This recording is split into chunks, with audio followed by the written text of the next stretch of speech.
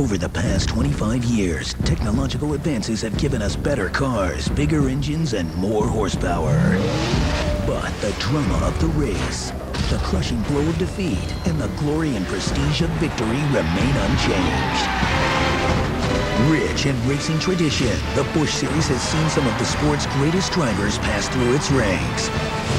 Often seen as a stepping stone to NASCAR's grandest stage, drivers must prove their merit here to reach new heights. With the memories of past champions in the rearview mirror, can the competition catch a dominating former champion? Or will Kevin Harvick once again obtain Busch Racing's greatest glory?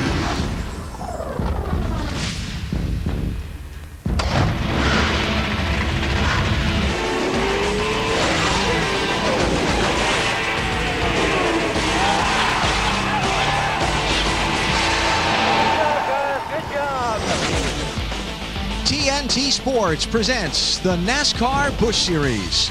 Tonight, it's the Busch Silver Celebration 250 presented by Shop and Save from Gateway International Raceway in Madison, Illinois.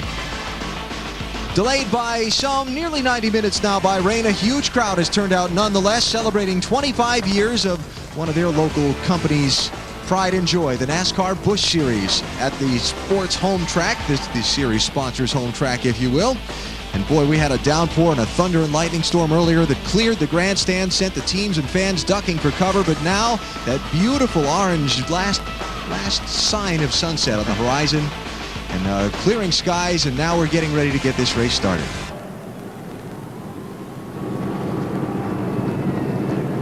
Cars are rolling from the pit lane at Gateway International Raceway. A couple hours ago, wasn't sure we were going to see that sight this evening, but the weather has broken, track is dried, and they're just a few pace laps away from the green flag. NASCAR Busch Series Championship standings starting tonight's race. See, Kevin Harvick has a pretty sizable lead over Carl Edwards. He cannot lose that lead tonight. But Carl's still got plenty of races left this season to try and do something with Harvick. But boy, the way that 21 team has been, he has just been a rock so far this season. You know how we talked about before the race that the winner of this race goes on to win the championship? If Kevin Harvick doesn't win tonight, he won't. I mean, most times he has gone on, yeah. And Harvick's going to win the championship, regardless of what happens to him tonight, my point. Yeah, probably so. Here's starting lineup for tonight's race. Denny Hamlin on pole position. Qualifying held earlier today, and look at that star-studded top three rows. Yeah, you just have guys up here that run up front every week in the Busch Series. Sprinkle Stephen Wallace in there, who had a great qualifying effort. Paul Menard, winner at Milwaukee back at the end of June, in row number 3. Veterans David Green and Mike Wallace head up that next group of drivers. Got all the Wallace brothers qualified in the top 10. Saw Stephen earlier. There's Mike in row 4, Kenny in the 10th spot. Their adrenaline's pumping, man. One of the coolest victory lanes you would ever see is if Kenny Wallace pulled in there tonight in St. Louis, his hometown. He loves this town. Oh, yeah. Reed Sorensen, defending winner of the race in row 7. He had a flat tire on his qualifying lap, which explains why he wasn't up in, say, the top 2 or 3. Yeah, he was all day long and expects to be there again tonight. He won this race a year ago. David Ruderman driving Mikey's car. There's Erin Crocker. She's inside row 11. She always qualifies good. Be interesting to see how she's able to maintain when the green flag falls in the race. J.J. Yaley has had a lot of top 10, top 5 finishes in a row before tonight. See if he can make one again from row 12. A little farther back on the starting grid. There's the rookie, John Andretti. Yeah. Rookie, Nextel Cup winner, but Busch Series rookie. Indy 500 5th place winner. Yeah. Stephen Light for Robert Yates Racing here. Heard feeling under the weather earlier. Yeah, that is a rookie. He's 19 years old. Yeah. Never seen this place before, so he'll make it go. Steve Park back in the Busch Series tonight. Row 16, driving for Ted Marsh out of Connecticut. Justin Dirks, former NASCAR Midwest Series 2-time champion. One of the development drivers for Robert Yates Racing, also in the field. With the exception of Mark McFarland, all these cats you see here on the bottom of the list of cars attempting to qualify had to race in on time. They had to be one of the 43 fastest cars. There were 46 cars here. We sent a few home, and these guys were able to. Curtis Davis was the last guy to qualify in on time. Check out the drivers who failed to qualify, as well as the handful who have to go. I say handful, 3 who have to go to the rear of the field. Shane Hall, Kevin Hamlin, Brad Teague failing to qualify. All 3 of those drivers, 2 of them making unapproved adjustments since qualifying. You're not allowed basically to touch your car. And David Odell missed driver introductions. Brad Teague missed this race by a half of a hundredth of a second. That just shows you how, oh, it just makes you crazy. Yep. 200 laps on the 1.25 mile track to make up the 250-mile distance tonight. You saw the and heard Michael talking about the drivers needing to be careful in these early laps. We'll see if any of these championship contenders, potential winners, wrinkle up their chance to win in the opening corner. A lot of times in this race, that first lap, turn one, somebody gets in trouble.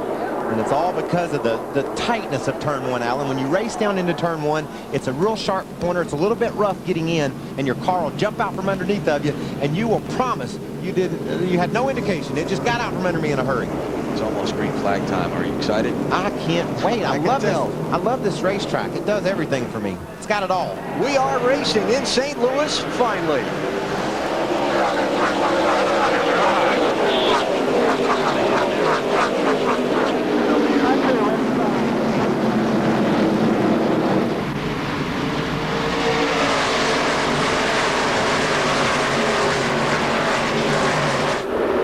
That's being brave. Yeah, 3 wide off the first turn. What was that I said about being patient and taking it easy for a lap or two? Look at Hornaday. He doesn't know the definition to take it easy. Hornaday in the 33. It was Stacy Compton in the 59 that went 3 wide around the outside.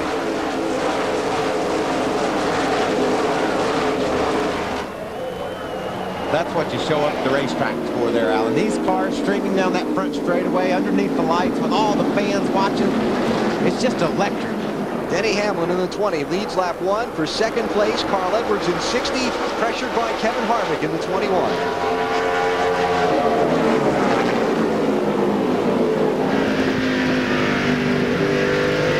Harvick in a backup car, digging right around the bottom of the racetrack. Qualified up front, the backup car. He's going to run up front in it too, I promise you that. Now, why didn't Kevin Harvick have to go to the back, despite that he was in the backup car? This was not a car that was crashed after qualifying.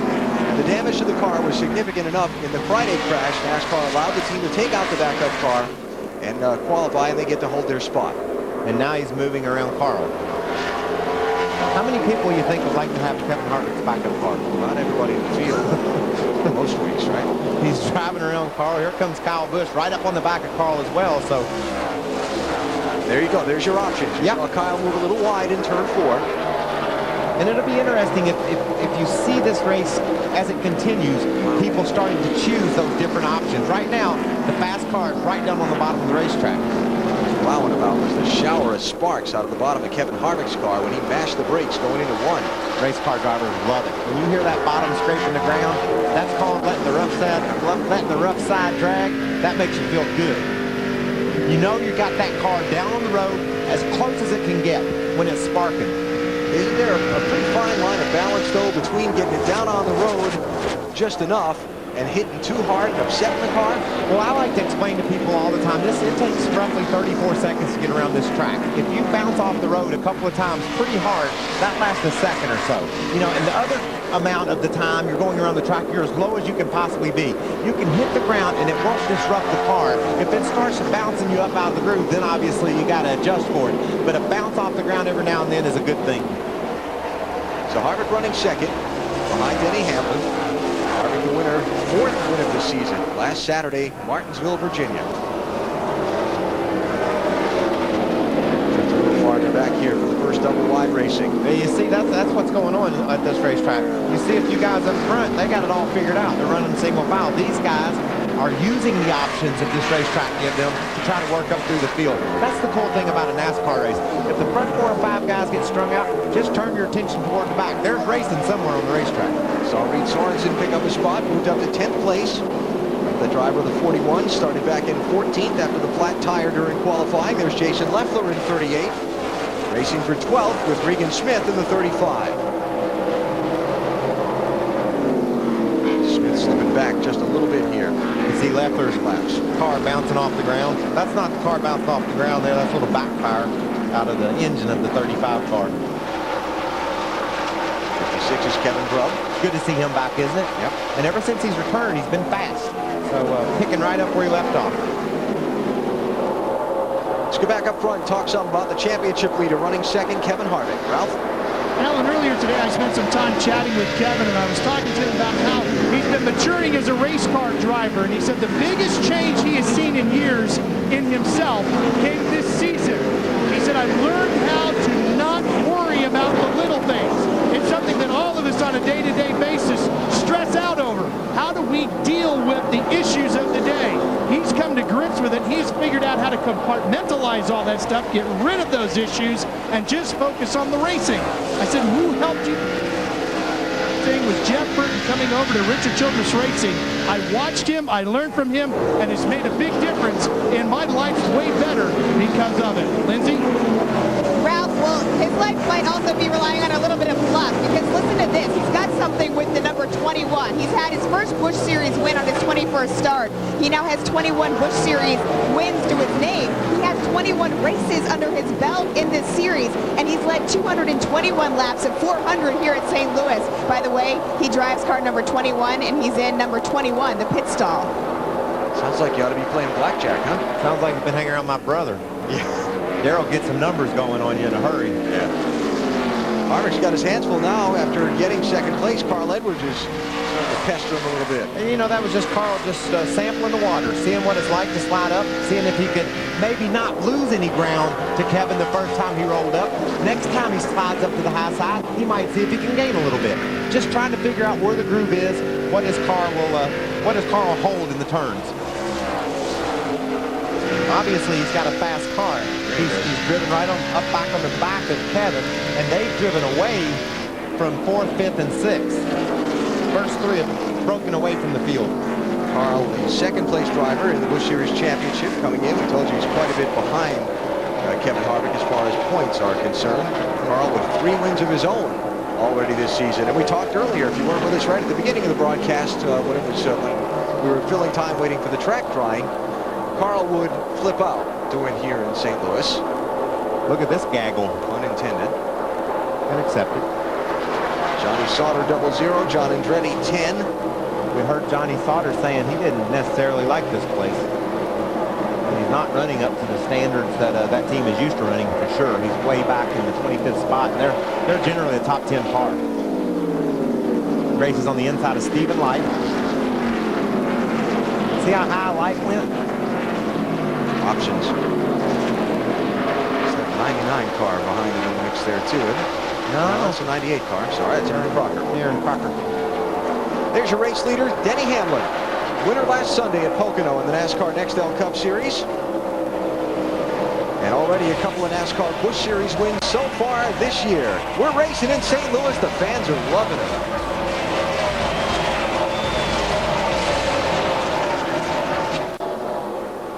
See, beginning to track in on leader Denny Hamlin. Pretty good race so far for Carl, huh, Lindsay? Yeah, you're absolutely right. He seems to be gaining on Denny Hamlin. In fact, he just got on the radio and he said, I'm feeling a little bit wobbly coming off the corners. His crew chief, Pierre Coutel, said, don't worry, Carl, be smooth, don't overdrive it. You'll run Denny Hamlin down in no time because your car is faster, guys. Yes, he is. Closing in quickly. I bet there are just a few of these people in this grandstand from Missouri that'll be jumping up and down if he takes the lead. He's going to take it, Alan. He's catching him a couple tenths a lap right now. Yeah. Carl Edwards, 3 NASCAR Busch Series wins so far this year from Columbia, Missouri. Spent a lot of time racing on short tracks around here, and not all that long ago.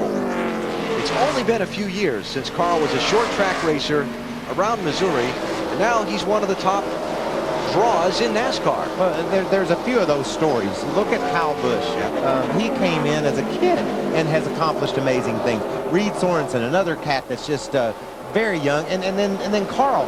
He's not that young age, but he certainly busted onto the scene and has just done phenomenal things behind the wheel of a race car.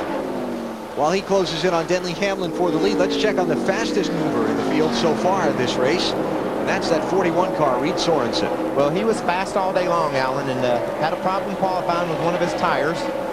Now he's back on track. Must have air in all his tires. Yeah, that helps, huh? It does, Ralph.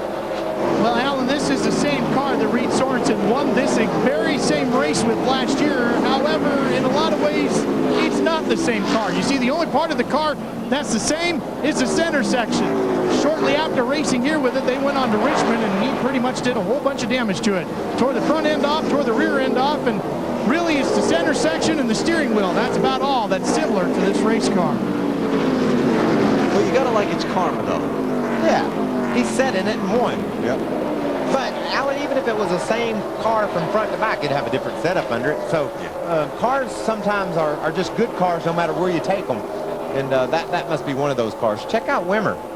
Wimmer getting by Paul Menard, and Sorensen thought about trying to get a double there on the backstretch. Sorensen is right. So that's Wimmer up to 5th. Sorensen running 6th 1 year ago in this race. He led in the early part of the event. Did Reed Sorensen. And get shuffled back in the field by pit strategy. Then a great fight with Martin Truex in traffic. Sorensen taking the lead with 32 laps to go. Held on after a late caution and a final restart to score his first NASCAR Busch Series win. At a big day. Tender age of 19 or 19. Oh, he's 20 now.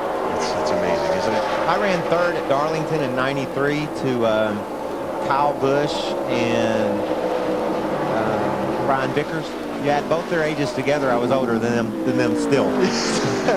That's when I realized things were getting a little bit crazy in the Busch Series. You know, memory's jogging around a little bit. I think I misspoke there. That was his second win. Was it? In Nashville earlier that That's year. right. He dominated at Nashville. Won in his 11th start at Nashville and his 27th here. 3 wide. Stephen Wallace makes a wise decision and says, I can't see how being the outside guy in a 3-wide battle makes much sense. One on the inside, 56 inside. Here comes Rudeman. 56 only, 66 taking over 2. That's 99.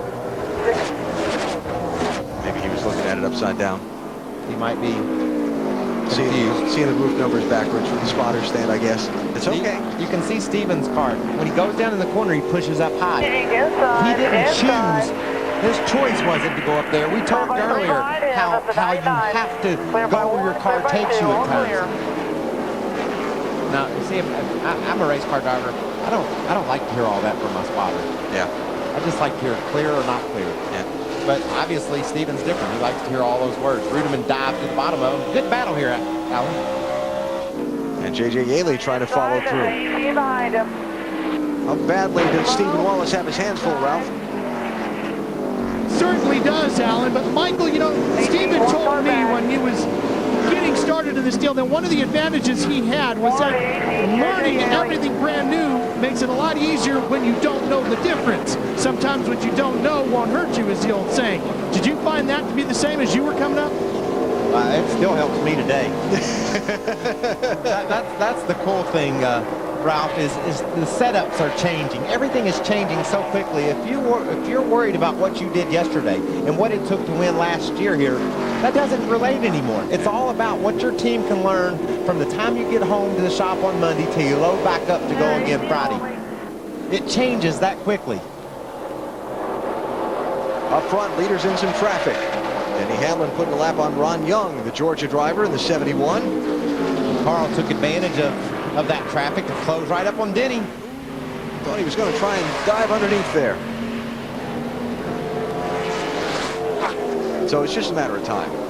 Well, I say that, but every time Carl gets close, Denny looks like he's got about a 454 Gertie under the hood of that thing. It shoots down the straightaway, doesn't it? Yeah. A 454 Gertie is a big motor. It's a big motor since they only run 358 cubic inches. Right. Yeah, okay. People are thinking at home, what's he talking about? Maybe they thought it was some special model of car. Well, the special model of car he has is good horsepower down the straightaway and a car that he can drive around the bottom of the racetrack, and that's hard to overcome. But nowadays, Alan, if it gets late in going and in your teammate, you just knock him out of the way. Yeah. That's allowed. It's kind of become the way it is, isn't it? Yeah. I mean, I remember if you had to run into Buddy Baker to knock him out of the way late in the race to win, he would have beat you up. There would be no other thing that would happen other than you'd get your butt beat. he was a big man. Yes, He is a big man. So Edwards pressuring Denny Hamlin, seeing if he can catch just enough of a slip to cut underneath him. Look right up on his bumper going into the turn and through the center. But then Denny's able to accelerate away from him on the straightaway by 3 or 4 car lengths. Denny Hamlin got, I want to say, a long night, but a short night ahead of him as well. As soon as this race is over, he's jumping on an airplane, flying up to Oxford, Maine, to run one of America's great short track races, the Rd22 tomorrow, but he's not going to get a lot of sleep between here and there.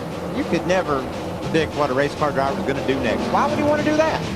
It's a race on a day off. Denny Hamlin out in front in St. Louis tonight.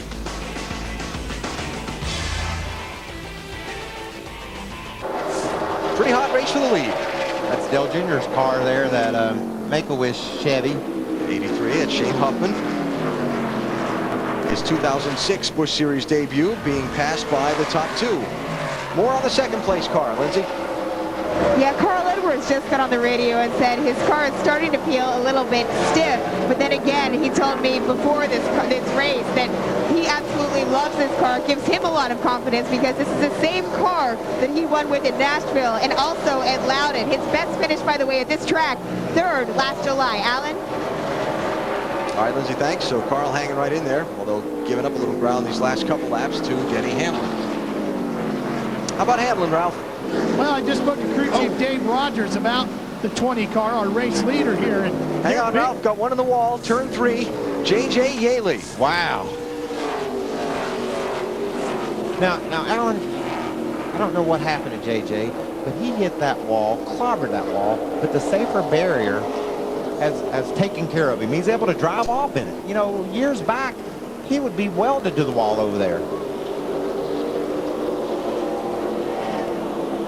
Crew Chief Jason Ratliff looking on. Remember, Yaley talked to us in our pre-race coverage about not having an overwhelmingly great car tonight, and that they struggled with it in practice and seemed to make it worse each time they went out.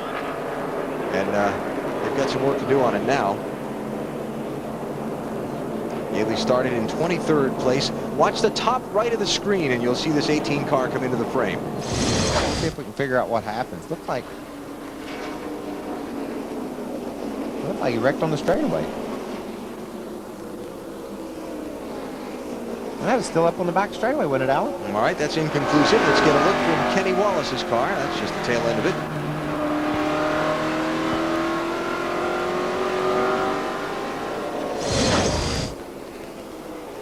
And that ugly mark on the wall. It's kind of weird looking. We'll have to see what we can find out about the cause of Yaley's crash.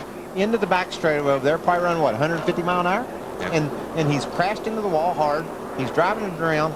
I'm going to bet you they'll pull the fenders off of that thing, and it'll run a lot better than you think it would. It'd be awfully hard to figure the way he hit, Michael, with the left side of that car, that he didn't get hooked by somebody, huh? It happened in a weird place. He was way out of the groove. The leaders are on pit road, Alan. So here we go with the strategy calls. 38 laps. That's 3/4 through the fuel run, huh? Yep. Expect at least a couple pit stops tonight, if not more. And let's start with the second place runner stop. Here's Lindsay. Well, Carl Edwards is pulling into the pits, and we talked to you a little bit before about how he was feeling stiff. What they're going to do is make an air pressure adjustment to try to combat that. They're also giving Carl 4 new tires and fuel. Ralph?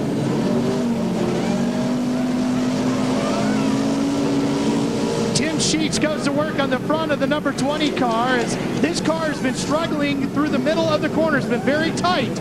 So they're going to put a half a pound of air into the left rear and raise the track bar 1 round. This is chassis number 2043, which last one from the front at Darlington earlier this year, Alan. Big scramble off pit road. Carl Edwards losing several spots on that exchange of stops. Reed Sorensen picking up a few, but no contest up front. Denny Hamlin's team hangs on to the lead on a set of caution flag pit stops. Under yellow, back for the restart in a minute on TNT.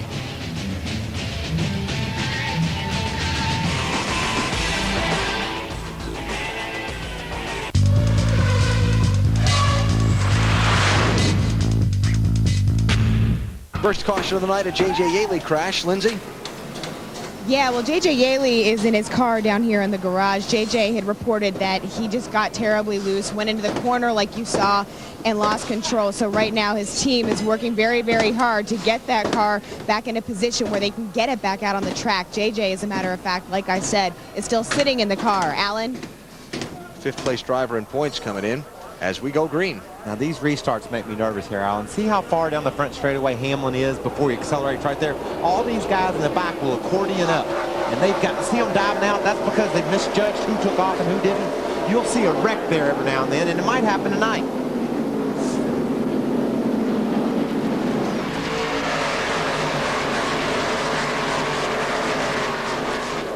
Steve Wallace slid a little high there in turn 1.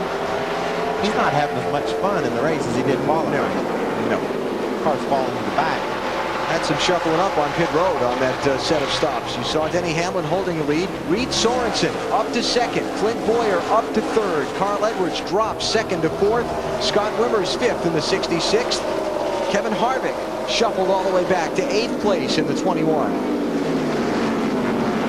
And someone that desperately needed that caution, Alan, is that 5 car. He was falling. He had fallen out of the top 10, and this car was really slow. It looked like he was terribly tight. Couldn't get his front tires to grip. Couldn't get it to turn off the corners. Ralph, what have they said about the 5? It looked like it was in bad shape. Michael, it was very tight. In fact, the tires were doing a lot of chattering. So you're exactly right in the fact that they needed to get in here and adjust on that 5. They've done that, and hopefully they're going to try to work that chatter out. And I'm suspecting that when the tires was chattering, Kyle was chattering. Probably wasn't G-rated. The chattering tire is not a happy tire. No, and a driver feeling that is just frustrated. You know, they practice that car all day long, and you'd like to think that right off the bat you'd be closer than you would handle better than that. You could run better than you are, and you're just frustrated. And you have to explain to your crew how bad it is, hoping that they can make the adjustments that'll fix it. Kyle right now with a fairly nice recovery. He's running in 8th place. Kevin Harvick passed him there a minute ago for 7th in the 21. Still doesn't look like it's fixed. Looks like to me it's still too tight. Use the curve there a little bit. You see that, Alan? A lot of times the drivers will do that. They'll hang that left front tire down on the curve, hoping to free the car up, make them back in, kick out, and drive off the corner straighter. Harvick started up front, Ralph, dropped back a little bit. Now he's starting to pick his way back toward the front. What's the 21 team saying? Alan, the conversation, as you heard at the beginning of the race show tonight, was all about building adjustability into your car. For Kevin Harvick, they put a rubber into the left rear. Again, working on that car, trying to get the setup right to make it get through these corners. Because as we've heard everybody talking about, it's not so much the entry to the corners here, Michael, but being able to get off. That's where you're going to pass everybody. Well, the straightaways are out for so long that if you push off the turn, you give away all your momentum. And a guy that's handling well off the turn, he can have 20 less horsepower than you, but he gets that gas down, he uses what horsepower he's got, and he can drive up beside you. Exiting the turn is the most important thing to have your car do well here, and it's the hardest thing to accomplish. And it explains why the 21 lost a few spots on pit road, because they took the time to put that spring rubber into the car on the stop while the tire was off. There's Harvick. See, you know, we're used to seeing these front ends sealed out, and like I said, here it's all about mechanical grip, trying to get those tires to fight in the road by using the setup to do it. If we're at Chicago or some of these big racetracks, Indianapolis, like we'll see next week, you're more concerned about your aero package. You want your thing sealed to your car sealed to the road.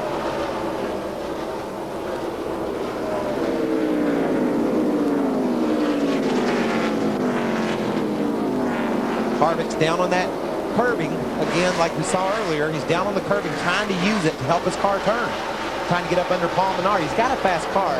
He got around the 5 car, and he's driven right up to the 11, so he'll be a factor before it's over.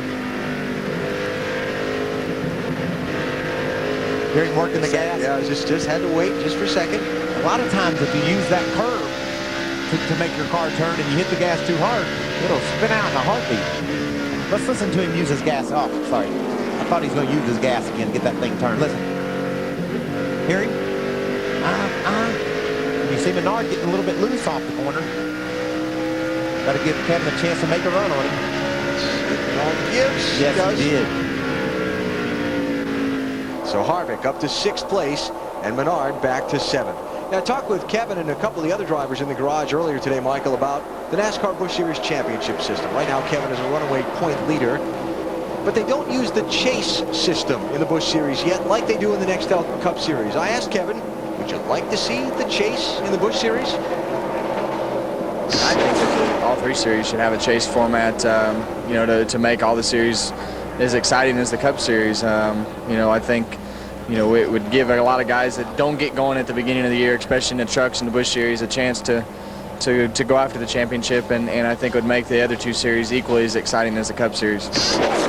He's just glad they're thinking about doing it next year, because right now he doesn't want that to happen. Yeah, exactly.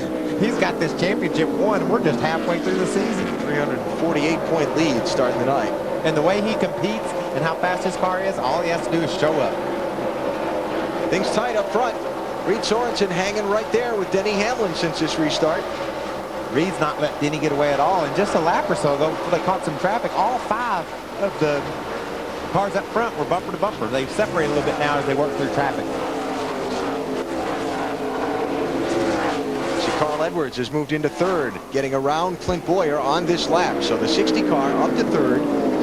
Boyer back to 4th. That's Scott Wimmer running 5th. Going on behind Denny Hamlin, the race leader. He's led all of the laps so far tonight in the Busch Silver Celebration 250. Easy for me to say. I got you.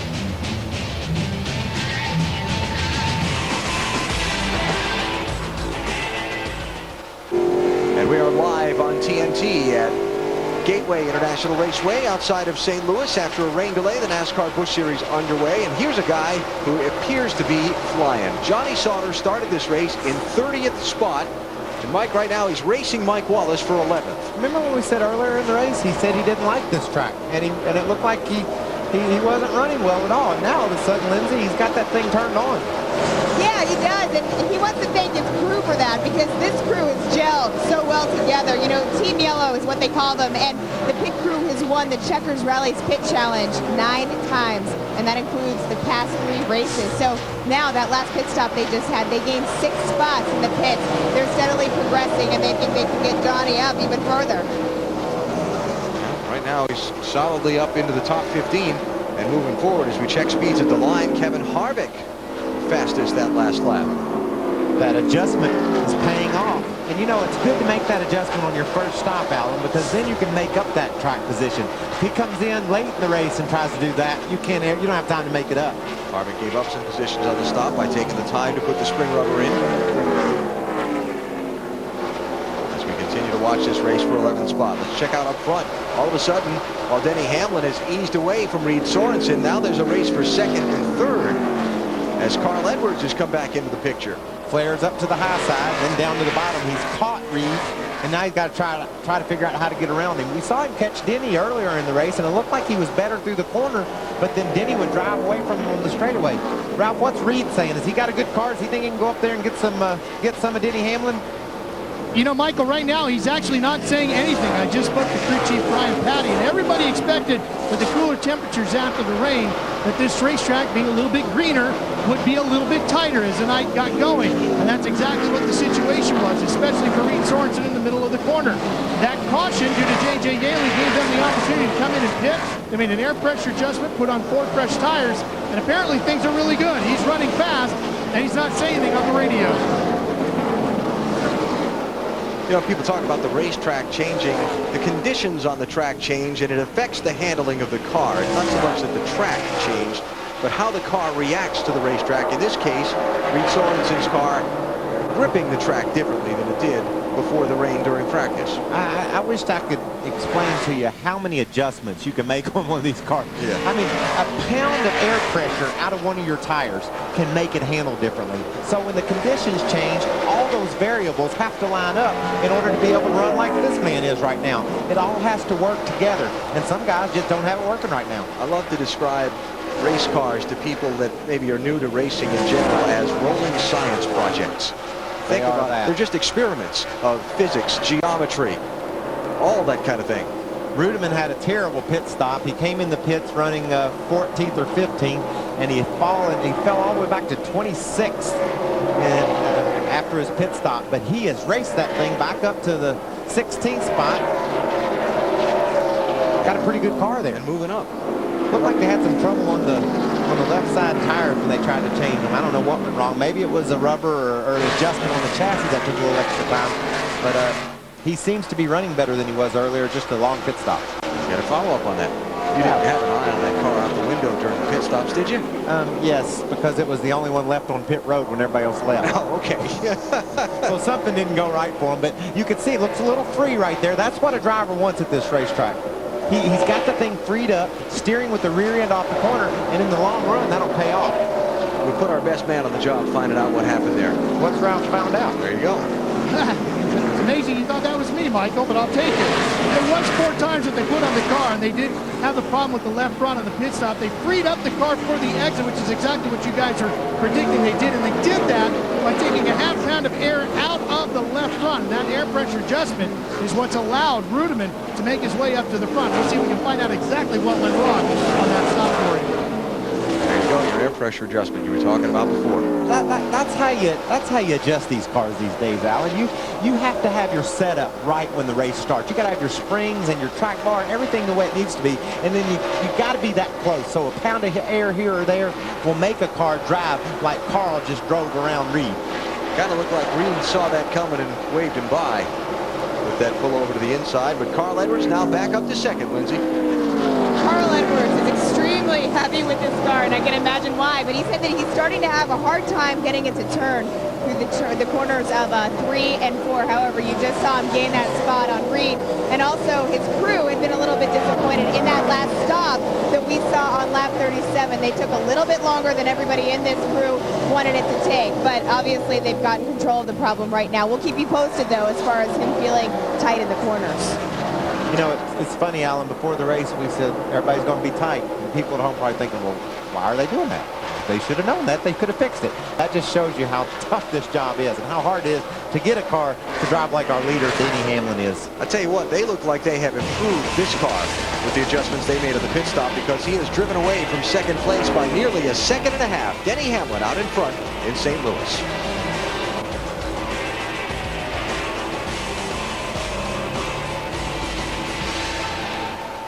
Something I've been watching here for a little while. You see all this rubber building up on the top of the racetrack. I've been noticed that's not all that unusual, but I've been just seeing it fly off the cars in the corners, Michael, during green flag action. Is that something a driver gets concerned about? Not really. We've seen it so much, Alan. Over the years, you had soft tires, and you go to hard tires, and it shaves off in different forms and fashion. Sometimes a hunk of rubber will fly out and hit you in the windshield. You think you've been shot. I mean, it just makes that much noise, but it really isn't a factor. You understand that that's part of the game.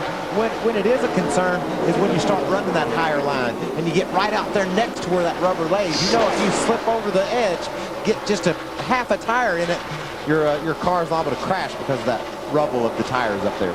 Heard about Paul Menard thinking he maybe had some developing problems under the hood. I guess they have developed, huh, Ralph? They sure have. The hood is up on the number 11. The crew is scrambling back and forth over the wall. They were focusing early on in the carburetor area of the car. Not sure what the problem is yet. They haven't said it. And the crew guys that went over the wall are looking around, working on belts, but I'm not hearing anything exactly as to what the problem is. They seem to be checking just to make sure everything is tightened up. They're going to put the hood back, and it looks like they're going to send him back out. But they originally were talking about the carburetor. That was the area they focused on first. Back out comes Paul Menard. 7th place driver in points in trouble here in St. Louis. You see the leaders in some heavy lap traffic. Aaron Crocker in 98, Kenny Wallace in 22, 25th and 24th place drivers going a lap down. This isn't at all how Kenny Wallace envisioned this night going. He loves this track, he loves this town, and he's just not competitive. He started in 10th. He's also was the 10th place driver in points coming into tonight's race, and he's fallen out of the top 10. So costly night for Kenny so far. Maybe he can rebound. Got a long way to go in this one, not quite to halfway. We know how many twists and turns these races take. I mean, just another 20 laps or so, we're talking about green flag pit stops. And that always gets things confusing. Did you see that move? He lost a lot of momentum, though. Watch Carl come firing down the middle. That was Carl Long in the 23 that Hamlin kind of had some indecision about which way to go around. For Stephen Wallace, we've said all night long he can't do anything with that car. It just won't stay low for him. You can hear him way off the gas exiting the corner there. Let's see how much ground he gave up to Hamlin. That's Kenny and Steve running 22nd and 23rd, and Mike Wallace is up in the top 10, running 9th right now. So 60 car inside. Still there. Clear behind him. Clear behind him. Clear by 40, Kenny. Out on your corner. Oh, out into the wall. inside. Keep it up there. It's clear, clear. 2 more coming. Inside. Oh, see, he hit it again. He got up in that rubber, Alan, we were talking about it. You saw it flying off his tires as he went high. This could bring a caution out. Has not yet. Still under green. And Steven now with some right side damage and trying to find a... Oh, he's zipping those marbles again. You see, that was a case where he should have just taken that blow and backed off and got it back down out of the road. He tried to get that thing going again and just was up out of the groove and got in that rubber and hit the wall. So Stephen Wallace will head for pit lane and get some work done on the car owned by his father, Rusty. Up front, no change, top 2. Still Carl Edwards chasing after Denny Hamlin. Hamlin has led all of the laps in tonight's race so far. We're just about to halfway. TNT Live, Gateway International Raceway outside of St. Louis. Alan Bestwick with Michael Waltrip tonight. Ralph Shaheen and Lindsey Zarniak on pit road. You're watching Kevin Harvick in 6th place, the 21, the Busch Series championship leader, try and take 5th from Reed Sorensen. And he did. With a big gap behind those 2 cars, Alan. Reed, knowing that Kevin was faster, just let him roll by right there, not to lose any more ground to the people behind him. That's a smart move. That's the way you got to race early in the race or midway through the race. Are you seeing that in your mirror, or are you getting that information from your spotter? Both. A little bit of both. You know what's going on around you. That's their job. And then your spotter's always chiming in to give you his 2 cents worth, too. Kevin Harvick started this race in 3rd position, fell back. Took some extra time on the first set of pit stops to put a spring rubber into that car. Now trying to make his way back toward the front. Stephen Wallace has made his way on and off pit road, what, 3 times now, Ralph? Twice, actually, but he's getting ready to make his 3rd. There is definitely right front damage to the car. He said to the crew that the car went straight to the wall. He felt like something broke in the car. When he brought the car back around, all 4 tires were completely inflated. And he said he still swears that something broke in the car. At this point in time, they do know that they have a lot of damage to the suspension pieces on the right front of the car. So they're going to bring it back in here and try to straighten this car out. And the biggest thing is the crew chief is just trying to calm him down and get his head back and focused. Stephen Wallace has had an adventurous day so far. The 18-year-old son of the former NASCAR champion Rusty in not Stephen's hometown, because he was born and raised in North Carolina after Rusty and Patty moved there, but in the family's hometown has had a tough night. You see, Alan, he just got that thing out of the groove there off turn 4, and I'm sure it felt just like that something broke, because once it gets up in the marbles, it won't turn at all. And again. I bet you just soon we quit showing that. Probably. But this is all part of the learning curve. What you want, I talked to Rusty last night. He wants Steven to be fast, and he is. Everywhere he goes, he's fast. He's going to run into stuff. He's going to make mistakes, but he'll learn from it. You can't teach someone to go fast. You can just teach them how to race smarter. Steven right now 5 laps down in 35th place after the pit stops for repairs. No change up front. Denny Hamlin. Actually, I say no change. He's moved away from Carl Edwards now. And this is kind of a repeat of what we saw in the first green flag run of the race, Michael. Carl closed in, and then later in the run, Denny got away. And I think that Carl obviously realizes that too. He sees Denny, he sees where he's better than Denny and Denny better than him, and he'll work on his car because of that. Denny might not realize it as much as Carl does because he's watching him get away. Carl will be more inspired to do something to his car to try to beat Denny than Denny will be trying to fend off Carl, because right now it's all working. But that's what happens sometimes. The guy behind you works on his car, you're afraid to do much to yours, and all of a sudden that guy gets better than you. J.J. Yaley coming back onto the track after repairs in the garage from his bounce off the wall. Back at lap number 39. Only caution of the race so far. And the pit window's open. Yeah, and the green flag pit stops have begun. The 56 car of Kevin Grubb was running the 11th spot. He came to pit road. We saw Bernie Lamar. He's been on pit road. So those guys particularly are saying, okay, let's go through this caution, this pit window, this pit cycle without the caution flag flying. It'll ruin your night if you hit pit road and then the caution falls, because the leader hasn't pitted yet. He'll put you a couple laps down. And it's the big risk right now for Denny Hamlin if he has to pit short of what some of the other guys do to get on the pits, have a caution come out, trap him a lap down with a car that's this strong. Well, the 4th and 5th place cars fourth and sixth place cars, excuse me, have hit pit road. So the leaders are beginning to hit pit road. There's Boyer in the 2 car. And he's going to slide down toward the turn 1 end of pit road. Ralph Shaheen. Alan, we're hustling to get there. We didn't know he was coming just yet. He's sliding into his pit box. Again, the thing is that everybody's working on the adjustments to their race cars right now. And the majority of that is being done through air pressures. We see a bit of a wedge adjustment to the back of the car. They change 4 tires and fill them up with fuel. And they'll be sending him back out. So again, working on the adjustments to these race cars, Lindsay, and it continues. Ralph, the last time we told you about Carl Edwards, he was saying it was a little bit stiff between 3 and 4. They just brought his car in. They are going to make a chassis adjustment to try to loosen him up a little bit. They gave him 4 fresh tires and sent him on his way. So that was the 2nd place car on pit road. John Wood has also been on and off pit road for a stop. We continue to watch the leader, Denny Hamlin, to see when he makes the move to pit road. Kevin Harvick on that access road inside turns 3 and 4 that you have to use to get onto the pit lane here. And people were worried about that earlier when it was raining. They didn't want to have to hit that pit road access, road when it was wet. And obviously it's dried out. You still have to be real careful, Alan. It's flat down there. Lindsay?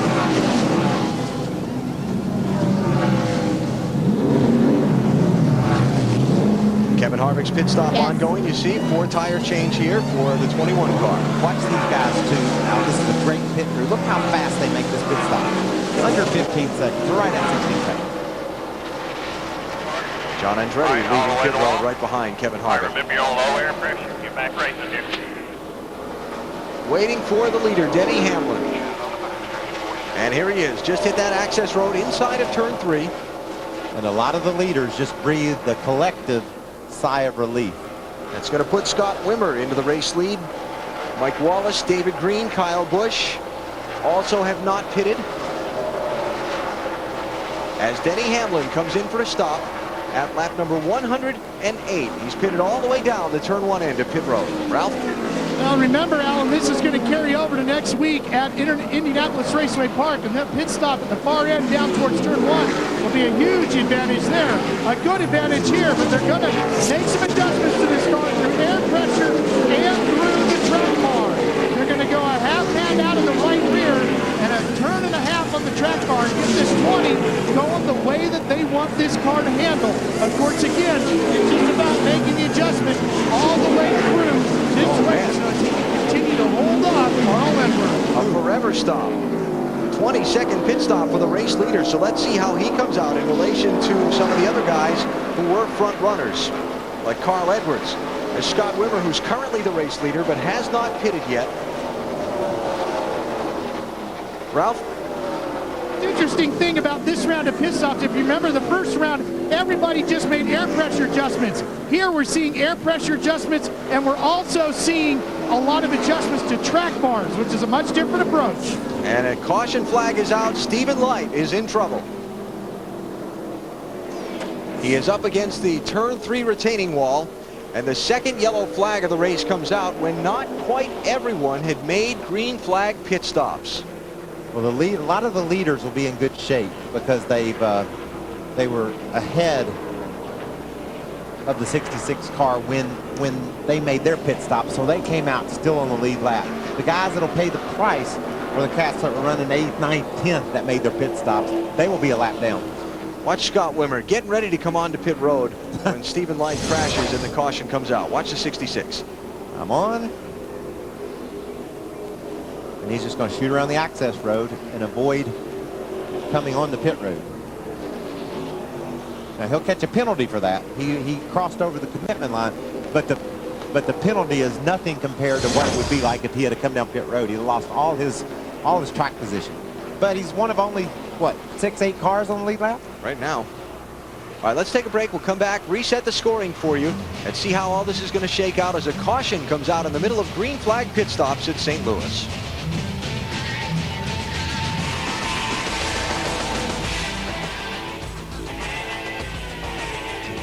At Gateway International Raceway St. Louis, a place that has a pretty neat little stat going. drivers win races here and go on to win the series championship at the end of the season. It's happened 4 times in 9 years by some pretty big names. You saw Dale Earnhardt Jr. twice, Kevin Harvick a couple of times, Greg Biffle, 2002. And then a year ago, 2 years ago, I beg your pardon, Martin Truex Jr. won this race, went on to win the series championship. Back at Gateway International Raceway, Stephen Light climbing from his car. Remember, we heard from him earlier on the pre-race that he wasn't feeling all that well at the start of the race, but is okay after the impact with the turn 3 wall. Boy, how quickly fates change in this business, don't they? What about Kenny Wallace? He was struggling. We were saying how disappointed he was. Now there's going to be 8 cars on the lead lap, led by that cat. And Kenny Wallace is going to be one of them. And Kenny Wallace is right back in the game. Here's what's happened.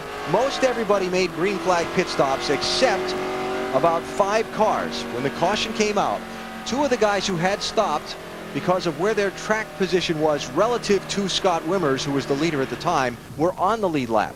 So now those 7 cars, plus a free pass car, a lucky dog car, which was Clint Boyer, are going to be the only 8 on the lead lap. It'll be Wimmer, David Green, Carl Edwards, David Ruderman, Denny Hamlin, Mike Wallace, Kenny Wallace, and Clint Boyer, the only guys on the lead lap when we go racing.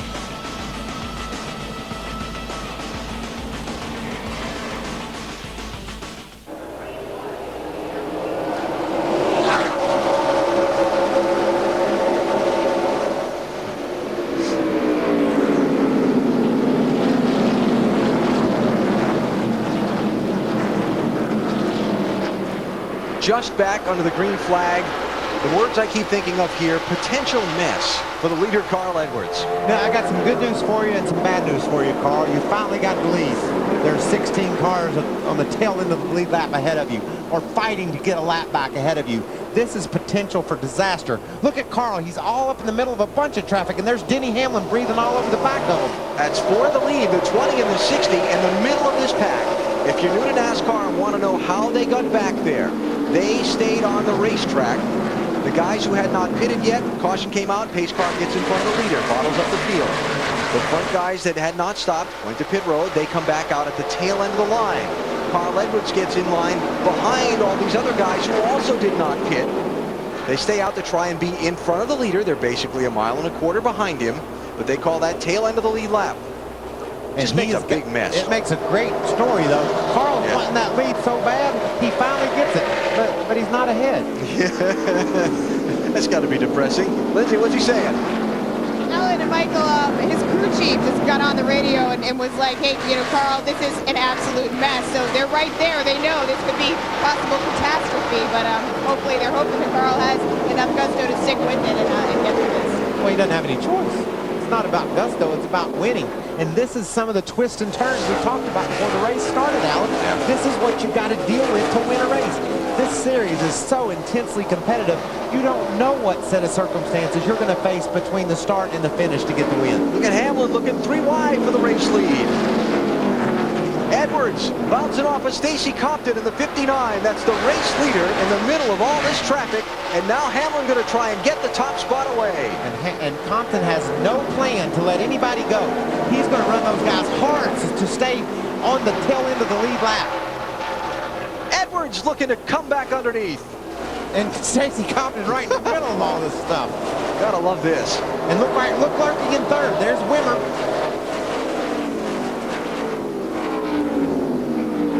So Denny Hamlin back to the point. Remember, the long green flag pit stop is what put Hamlin behind Carl Edwards on the racetrack. Man, look at the turn that Compton made there. He drove away from Denny exiting turn 2. Scott Wimmer's driven right up on the back of the lead, too. Tell you what, nice job tonight by that 60-16. You got that right. They have not had the kind of season this year that they had last year when it seemed like they were in contention to win every race with Greg Biffle. But nice job tonight. And good to see for Scott Wimmer, who, you know, told me a week ago, wow, look at Stacy Compton bottom out. That's when you're driving down in that corner and hitting those brakes hard. He's trying his best to stay up beside the 20 car. How about Wimmer, Ralph? Obviously, they're ecstatic with their performance so far tonight with the 66. And their last pit stop, they took 4 tires and went 1 round down on the track bar, continuing to dial that car in. And every time you make those guesses, those assessments, they keep going in the right direction. This car's fast tonight. Little bump. Oh, look at Compton. Man, I'm liking what I'm seeing out of him. He's saying, you're not getting my lap away from me, boys. I don't care what you got going on back there. And Edwards trying to take advantage, the muscle inside of Denny Hamlin for the race lead. And look how it's paying off for Stacy. He's able to drive up to John Andretti and getting on the outside of John Andretti, putting another car between he and the leaders. Compton fighting to stay on the lead lap. So Hamlin settles back in the lead. Gonna look to the outside of Andretti. Was that the right lane choice? How do you feel about 3 wide there? Now let's give it a whirl.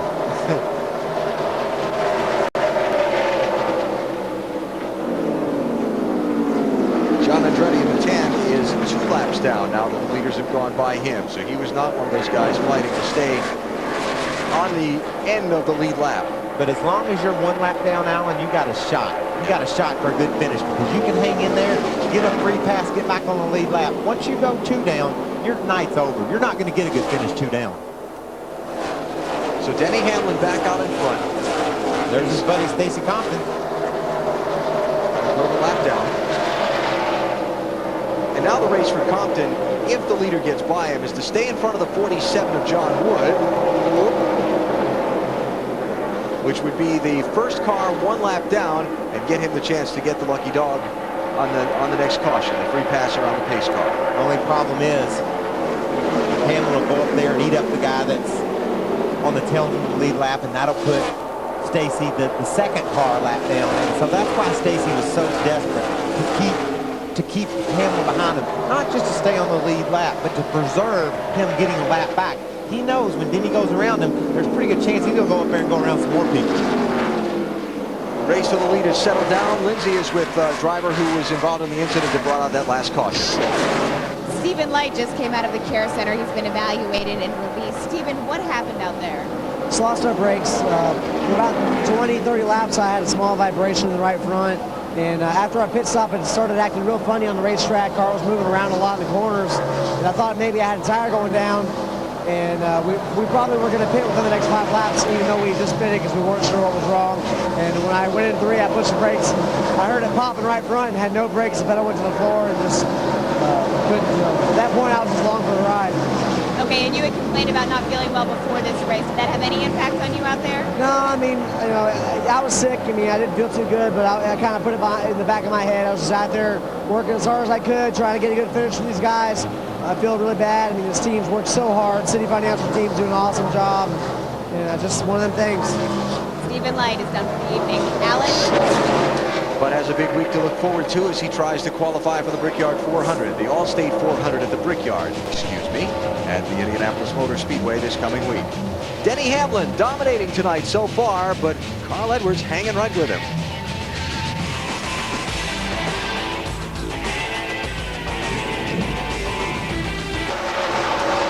A good race for the lead here at Gateway International Raceway. Denny Hamlin in 20, Carl Edwards in 60. They've been the 2 dominant drivers in the race, the only 2 that have led, as a matter of fact. But Hamlin has done most of the leading. Carl's got to be kind of frustrated at looking at the back bumper of that red 20. Can't do anything. Get right on him, but he can't do anything with them. They catch cars in traffic, and Carl gets a run on him, but then Denny's just stronger.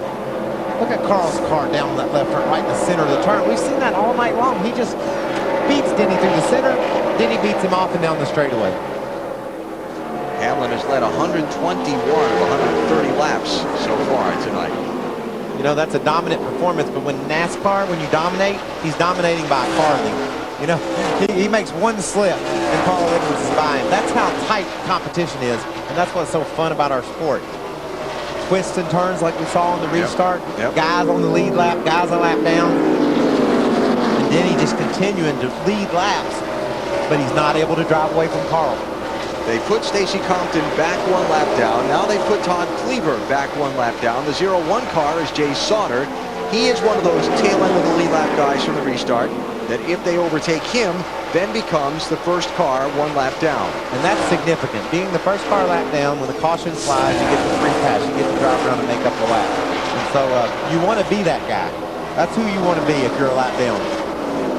Checking out speeds at the line here. I don't expect the top two to be the fastest speeds because they're in such heavy traffic. Whoa, Hamlin really wiggling. Edwards got into the back of him, and Edwards is going to dive underneath and take the lead. Wow. Hamlin had his hands full in the middle of that corner, and it looked like he bobbled for a minute. Edwards got that center of the corner run and just nipped the back bumper. And by the time Hamlin got it straightened out, he was back in second place. That was crazy. Did Carl just run into him? What happened, Alan? Could you tell? I thought Hamlin wiggled first, and Carl got him while he was wiggling. I would almost bet that's what happened, because if Carl had turned him, I bet he wouldn't have took the position. You know? Let's see. He's down under a lap car. That's going to hurt his momentum. And Carl hits him. And then he hits him again. And then it passes him. What do you think about that? I think I want to see that one more time. I think it'll look exactly the same. Carl's at home, man. He's out front. Carl Edwards, the Missouri boy, now leading. Let's see if he can hold it to the checkers.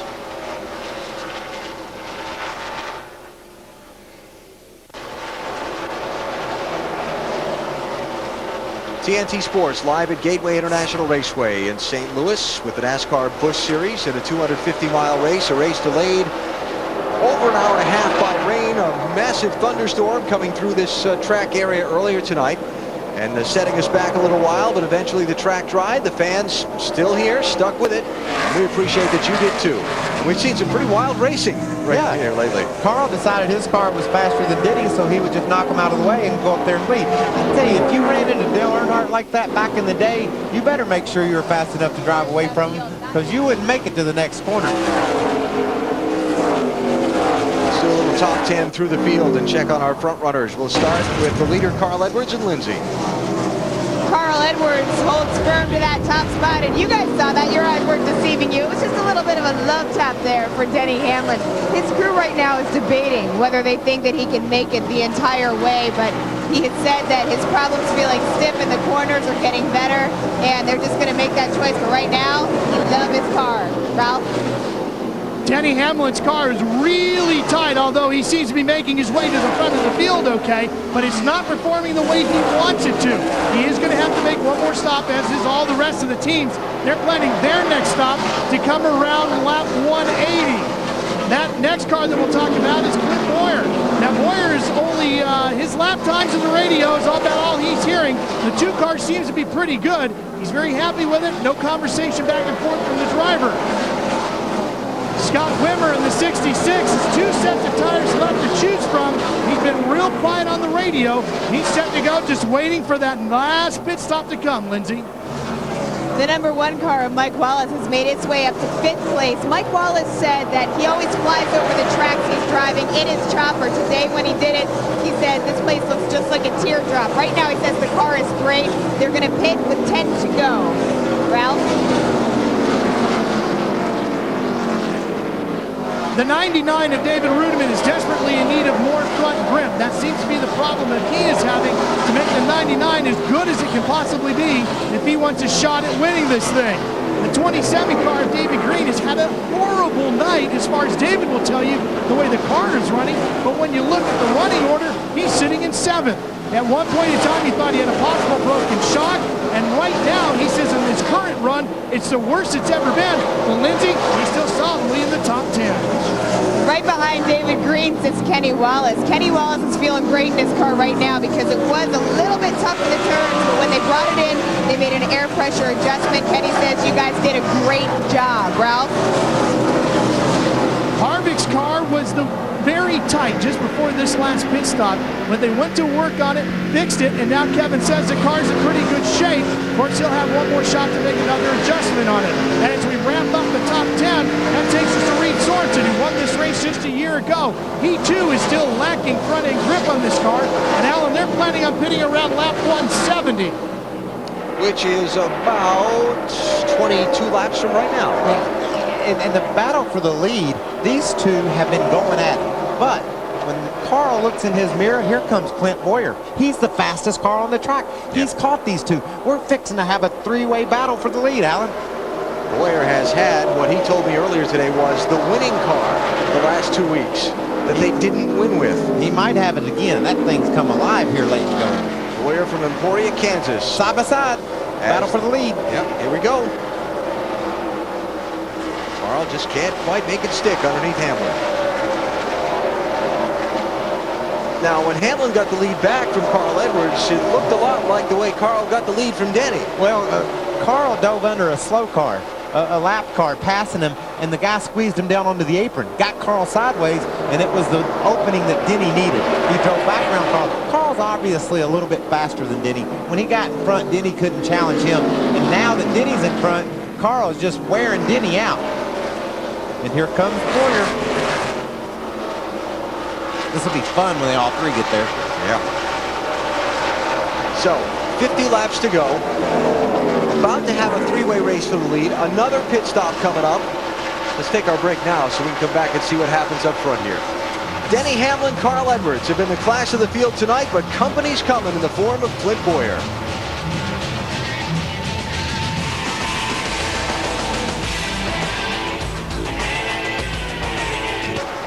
So you want a little three-way race for the lead late in the event. How about inside of 50 laps to go?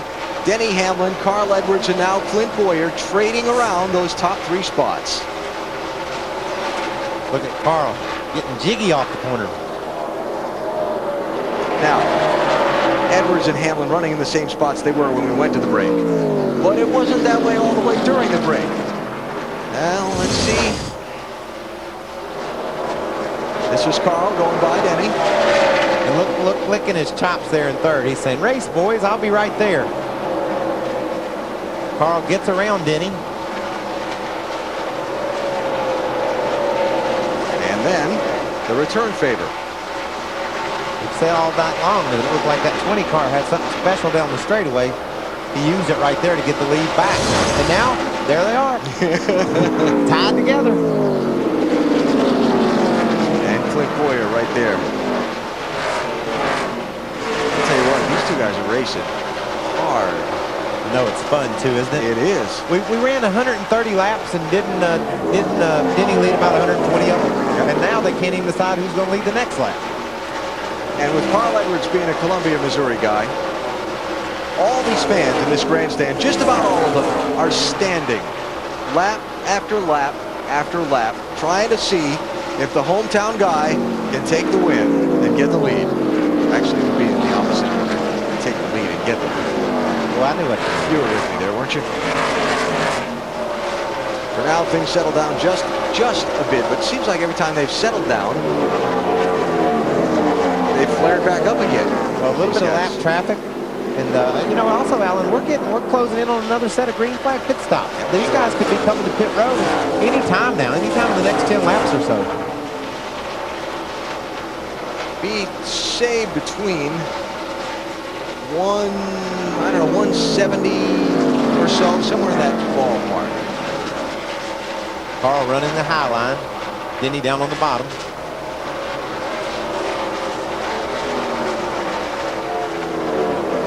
From the pit of second place runner Carl Edwards. Here's Lindsay. You guys talked about all of the Carl Edwards fans standing up, and one of them is sitting on top of his pit tops. The boy that you see is a 15-year-old Josh Basinger, and Josh Basinger is a child that first met Carl Edwards back in sometime after 2000. He's a child that suffers from a disease of the nervous system. He is here through Make-A-Wish, but Carl became such good friends with Josh that he invites him to his races. He was in a truck race with Carl a couple years ago in Daytona. He said, Josh, I'm going to win this race for you. Carl Edwards did. He made it to victory lane. He gave Josh the trophy, and today he's hoping to do the same exact thing, guys. That'd be just another one of the many happy people here in St. Louis if Carl Edwards is able to win tonight. But he's got to get around the man who's led the most laps, Denny Hamlin, in the Joe Gibbs Racing 20. Lap 161 complete. Down to the closing stages in St. Louis.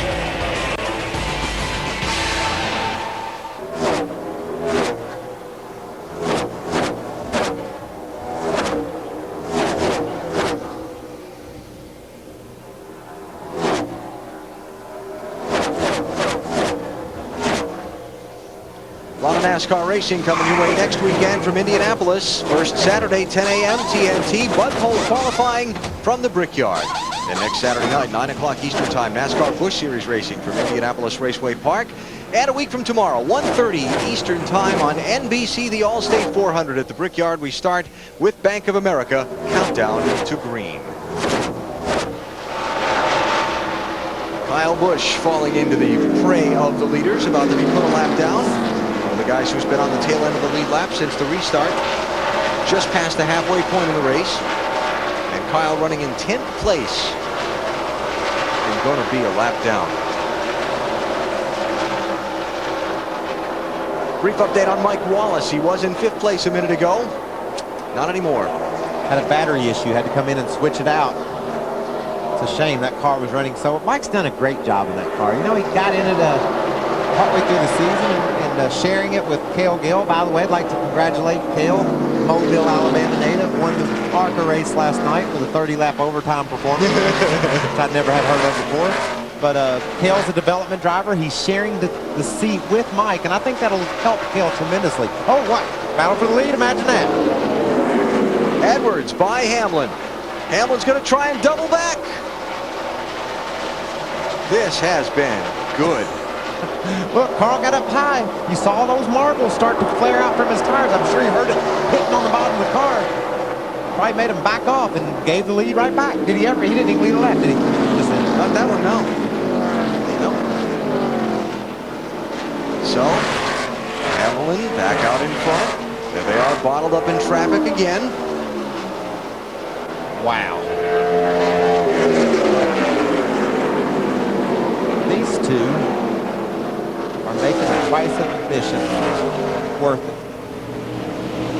Just about since we came off of the last pit stops under the green and then the caution. Look at these people all standing. And they're seeing a great race between these two. Every time, like you said earlier, Alan, every time you think they got it sorted out, yeah, here comes the other one. Charging up to try to take the lead back.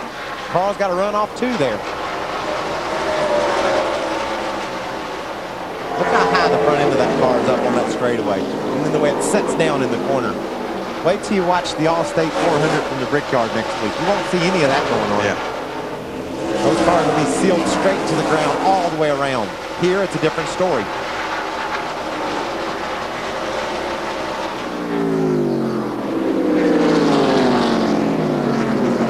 Got to take a break. Green flag pit stops coming up. If they start happening, we'll break out and come back. Right now, 2 men trying to settle this among themselves.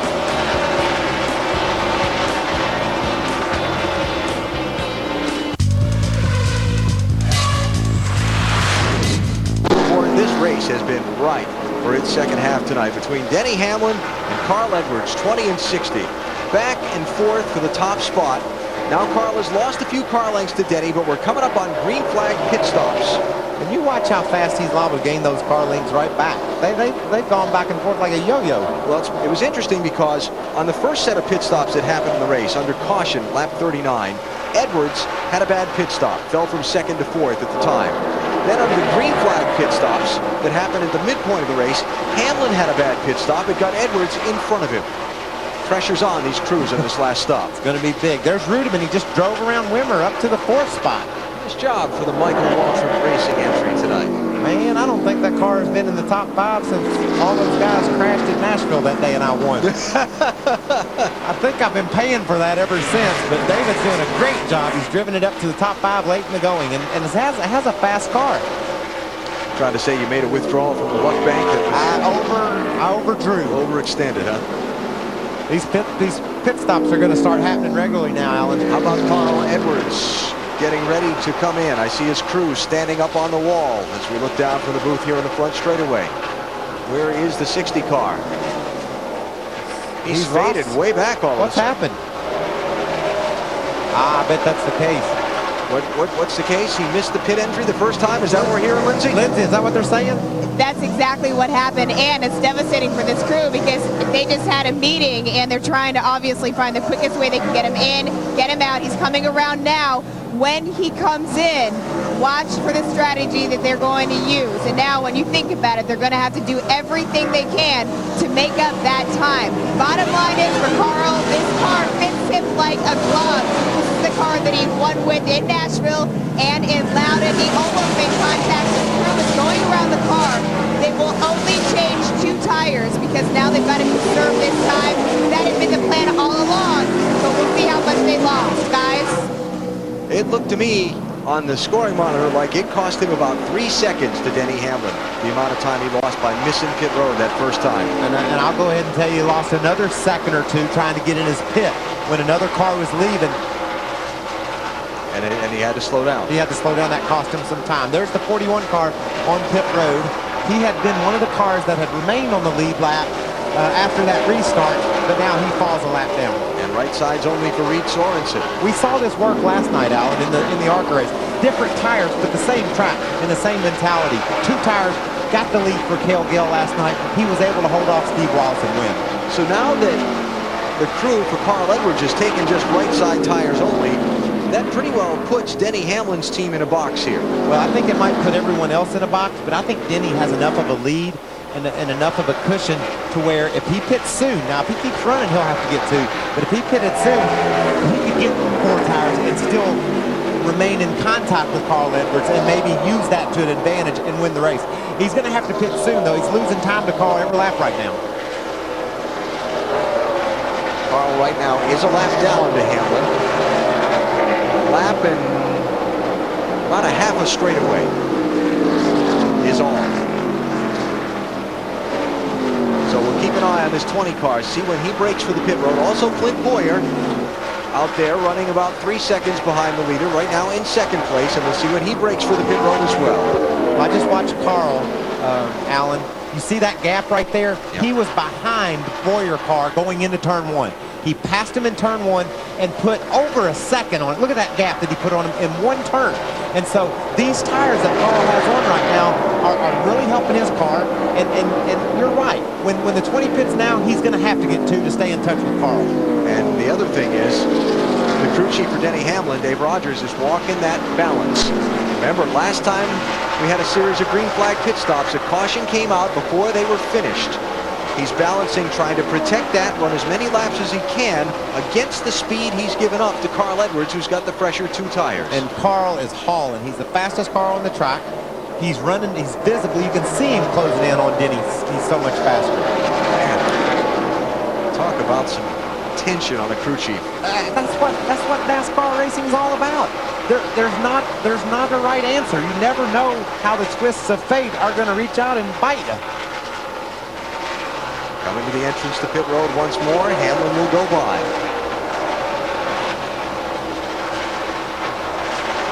And he'll come around and make it 17 laps to go. Denny Hamlin has led now 161 of the 183 laps that have been run tonight.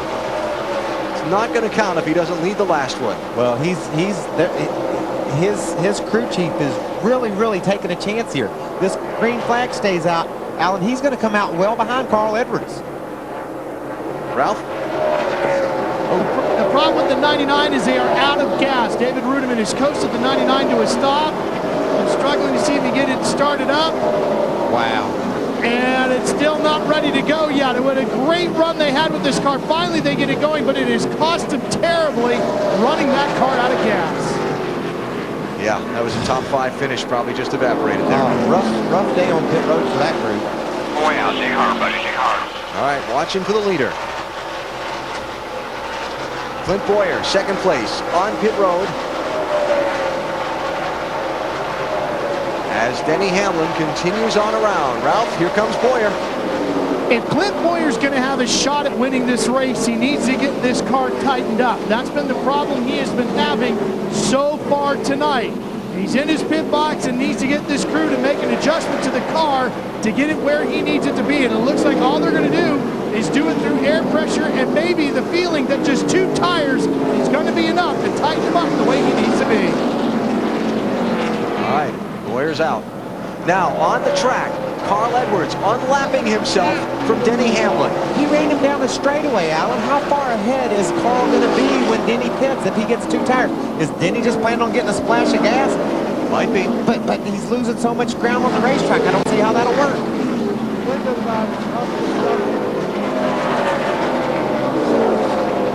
9. So we'll see how long Hamlin waits till he pits.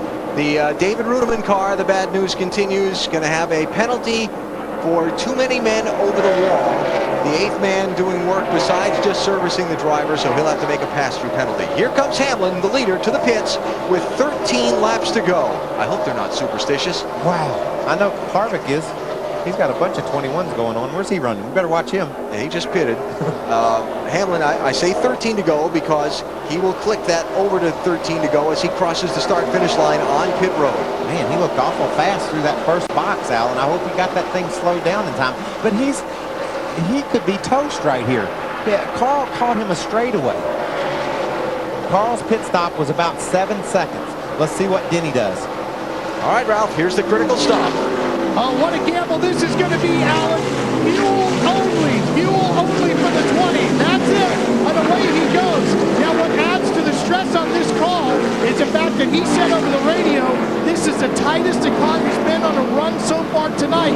It's not handling as good as it did anywhere throughout the course of the evening, and they're taking a huge gamble. They thought they were originally going to pit around lap 180. They took it all the way to 186 and only took fuel. And there's the interval from Denny Hamlin back to Carl Edwards. We'll check it in terms of time as they cross the start-finish line.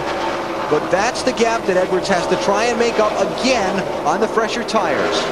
Man, we just saw him make up a straightaway just 10 laps ago. 2.2 seconds in 12 laps. I think that's going to happen in 5 laps, Alan.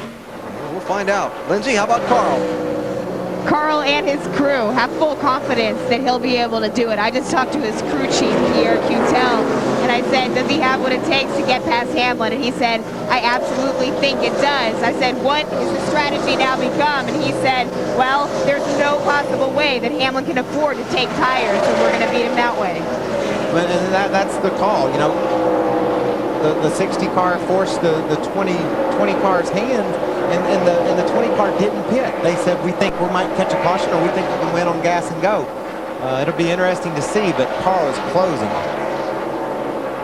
It was 2.2 seconds with 12 to go. With 11 to go, it was 1.8 seconds. That's enough to do it. That's enough you did the math, speed. Huh? I did the math. Ralph, how about the leader? The frustration under the helmet of Denny Hamlin is growing. He just chimed in on the radio.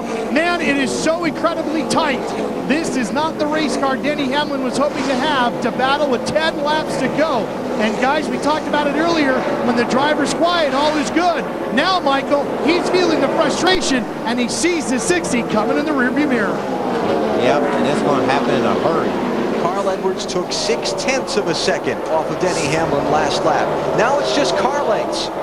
He might get him before this lap's over. Look at that. That just goes to show you how pit strategy. Remember what we said earlier, how many twists and turns you have to take in order to win one of these silly races? I bet you Denny is hot. He says, I'm going to block the bottom, and Carl says, take anywhere you want, brother. New leader, Carl Edwards. These Missouri fans going crazy in the grandstand.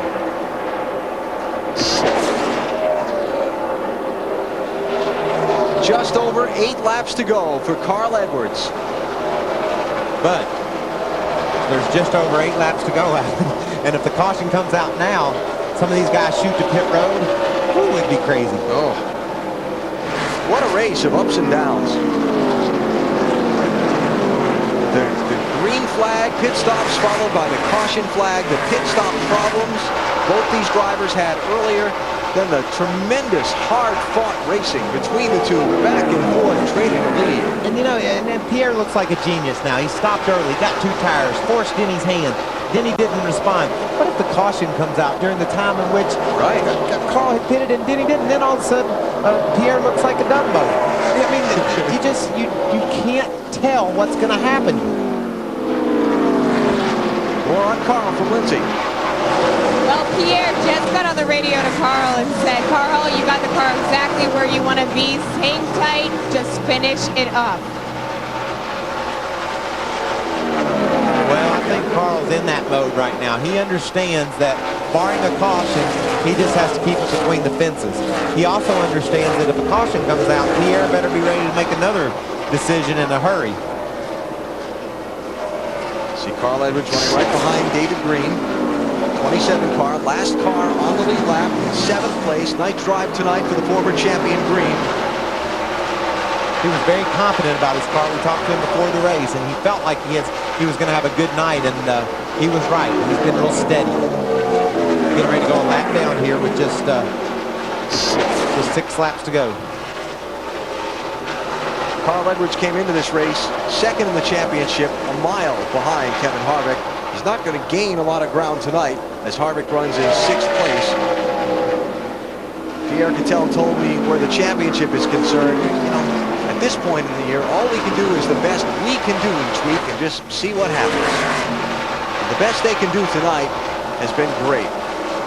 They will gain some points, obviously, on Harvick, more than they usually do. Yeah. Usually Harvick's around, if he doesn't win, he's in the top 5, and he might still get there. Right now he's running 6th. It's been kind of a big week for Carl Edwards. We talked about him being a pilot. Earlier this week, he was up in Oshkosh, Wisconsin at the EAA Air Venture. It's kind of the nation's big airplane convention for pilots and plane people.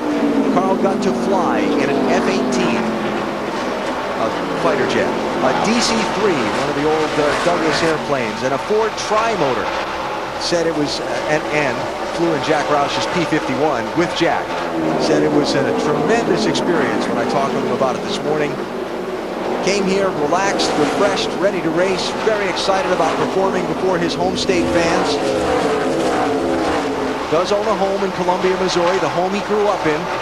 Said that he's been spending more time there this year than he had in previous years as he's better learned how to manage the demands of being an XL Cup driver and the scheduling that goes along with it. He's 2.5 laps away from a victory. I hate to go there with the pun, but these fans are going to flip out. I hope they don't hurt themselves trying to flip out like he does. 2 laps to go. And the fans are on their feet, cheering, happy about what they're fixing to see, they think. Oh, yeah. Just remember, there's 2 laps to go. I've seen these drivers mess up with less to go. Going to put a lap on Erin Crocker in the 98, who's done a very solid job tonight. A really good job. I'm real proud of Erin tonight. She's top 20. That's not easy to do, and she's been steady and stayed out of trouble and just real consistent. And Carl falls in behind her there and takes the white flag.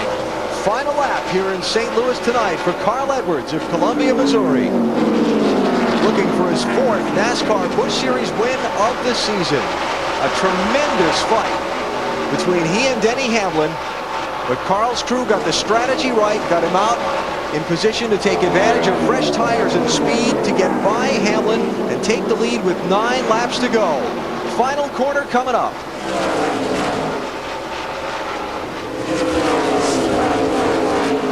And the checkered flag is up for Carl Edwards, a very popular win. He takes tonight's Busch Silver Celebration 250. Who's the battle for second? Hamlin and Boyer for second spot. It looks like Boyer nipped him by 1,000th of a second. Wow. That's incredible. That's adding insult to injury, isn't it? Yes, it is. He didn't need that aggravation right before he got ready to get out of the car. To tell you how much those 3 guys were the class of the field, we were still waiting to see 4th place Reed Sorensen take the checkered flag. He's just done it now. And you have to realize that Reed was a lap down, or on the tail end of the lead lap, and he was able to run all the way around back up to a 4th place finish. And Harvick, another top 5. Yeah, came home with 5th. These fans know what they're waiting to see. You saw Carl Edwards already reaching to get those driving gloves off. What a popular win this is. Fireworks going off, crew members jumping the wall, thousands of, listen to that roar, race fans that can't wait to see this man hop out of this car and do his deal. Look at everybody standing back.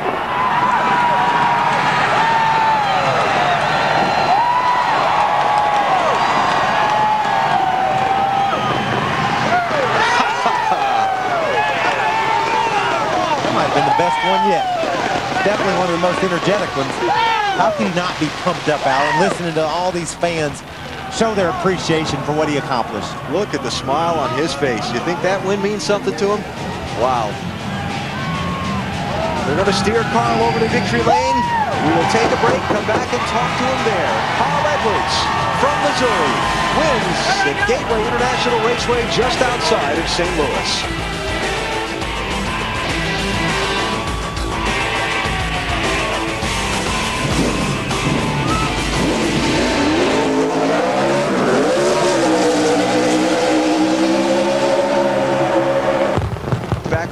Gateway International Raceway. Our freecreditreport.com race recap. Carl Edwards with his 4th win this season. He led 26 of the 200 laps. Denny Hamlin led 169. But it was Carl who came up with the win. Ralph?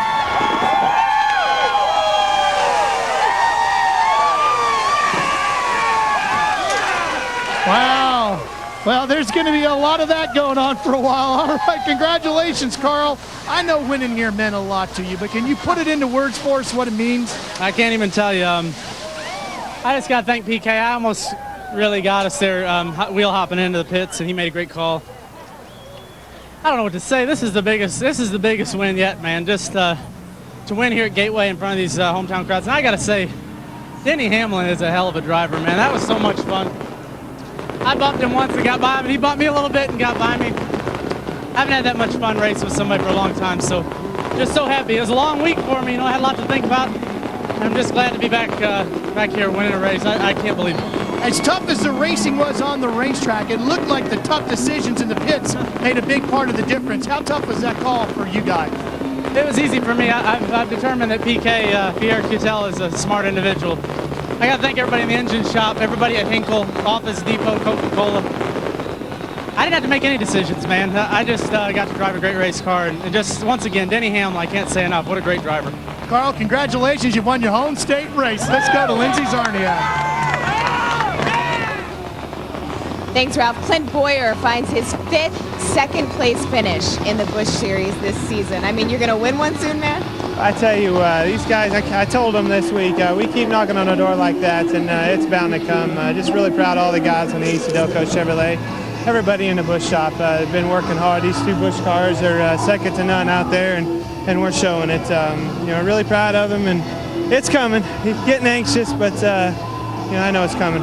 You started 11th. You ended up 2nd, but that wasn't without some hard racing there at the end. Tell me about that. Yeah, it was. You know, Denny, we had the tires and he didn't, and you know, he did what he had to do to try to defend himself, and I did what I had to do. I wasn't going to wreck him, you know, I wasn't going to put us in that situation, but you know, I nudged him a little bit, and I'm sure if he was in the same situation, he'd do the same. But just good hard racing. Congrats to Carl. I guess 1-2 finish. We'll go out and have some fun on the dirt track tomorrow night. So thank you. Then Boyer will try to find that win next week in Indianapolis. Al? All right, Lindsay, thanks. Wow, look at those fireworks, Alan.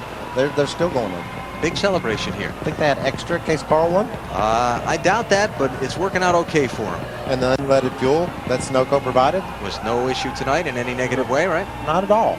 Just better for the environment. And a good debut for that. And a good race tonight, especially the second half of the night as Carl Edwards picks up his 9th career NASCAR Busch Series win. We check the finishing order. Well, you can see a normal cast of characters up toward the front there. Yeah. But Kevin Grubb, what a hats off to him. Great run, top 10 finish. David Rudeman back to 14th after some problems on pit road. That was a shame. Aaron Crocker again, top 20 finish. Proud of her. Bernie Lamar, the highest finishing rookie in the race tonight. You look at some of the other runners. Augie had their troubles, got lapped. Mike Wallace there with a battery problem, dropped him to 29th at the finish. He was running 5th at the time of his issue. You know, Alan, when the show started, we talked about options, and that's what won Pierre and Carl the race. They opted to get 2 tires take a chance, pit before the rest of them, and gain track position. They did it. It worked perfectly. Would have been in trouble if the caution had come out before Hamlin had pitted, but that's not how things broke for them, and they're holding the big trophy. They are, and I love the way the race went down. Everything that we talked with that would be a factor in this race at some point or another was a factor, and it was fun to see that man win because of the fans. There must be 50,000 people here, and none of them are disappointed. Hoping to get a word with Denny Hamlin before we left the air, but we're out of time. Mostly overtime due to the rain delay, and Denny has asked for some time to gather his thoughts, so it doesn't look like that's going to happen before we leave the air. Hey, Mike, thanks for taking your weekend off and coming up here and doing this with us. Thank you for having me. I enjoyed it so much. It was a lot of fun. I don't think these fans are going to leave, Alan. They're still doing fireworks. That'll let us get a jump on them in traffic. How's that? Next week, TNT with Indianapolis. Coverage Saturday morning at 10 with Buckholm qualifying in the Busch Series race next Saturday night from IRP. For Michael Waltrip, Ralph Shaheen, and Lindsey Zarniak, Alan Bestwick, so long from St. Louis. Carl Edwards wins.